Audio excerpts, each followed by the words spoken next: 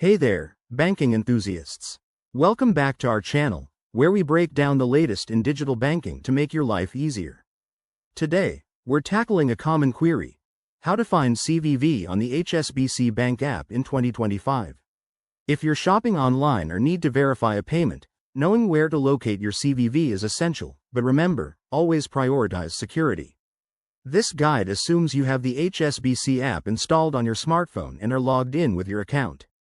Let's dive right in. First things first, open the HSBC Bank app on your device. You'll land on the home screen, which might show your account overview or recent transactions. Look for the menu icon, usually 3 lines or a hamburger icon, in the top corner and tap it to access more options. Next, navigate to the Cards or My Cards section. This is where all your linked debit and credit cards are listed. Once you're there, select the specific card you need the CVV for.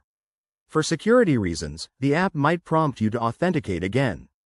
In 2025, HSBC has enhanced this with biometric options like fingerprint or facial recognition, so go ahead and use that to verify your identity. After authentication, you'll see your card details on the screen. Scroll down or tap on the card image to expand it. The CVV, that 3 or 4-digit number, should appear either on the virtual card image or in a dedicated Card Information tab. If it's not immediately visible, check for a View Security Code button and tap it, but only do this in a safe, private environment. One quick tip: if you're using the app on a shared device, make sure to log out after viewing sensitive info like your CVV to prevent unauthorized access. And remember, never share your CVV via email or text. It's meant for secure transactions only. There you have it. That's how you find your CVV on the HSBC Bank app in 2025.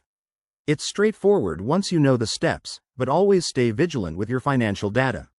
If this tutorial helped you out, hit that like button, subscribe for more tech and banking tips, and drop a comment below if you have any questions. Thanks for watching, and see you in the next video.